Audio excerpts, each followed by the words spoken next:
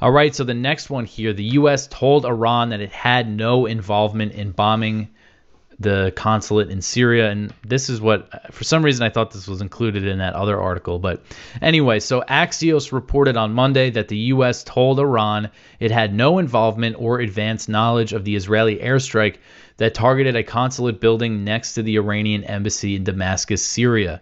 A senior U.S. official said the U.S. had sent the message directly to Iran.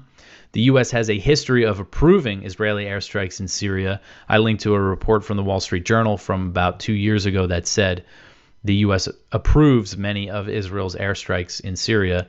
But U.S. and Israeli officials insist that the U.S. was only notified of the strike minutes before it was launched. The official said that Israel was not looking for a green light from the U.S. and that little detail was shared. So this is really another detail in this report that I thought was really something is the fact that this strike took place.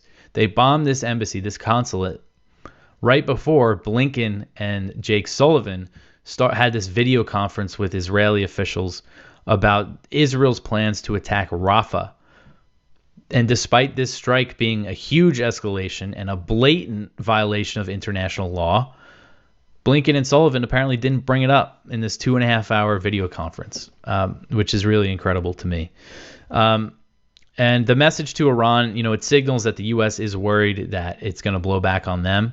And if you look at this idea, if you remember back when there was a lot of attacks on U.S. forces in Iraq and Syria, they kept saying that Iran was responsible because they arm the groups that were behind the attacks. Well, by that logic, that means the U.S. is responsible for Israel bombing the embassy with an F-35.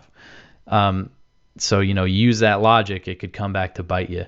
And there was, according to U.S. officials, a one-way attack drone was fired at the Al-Tanf garrison, which is one of the U.S.'s main bases in Syria.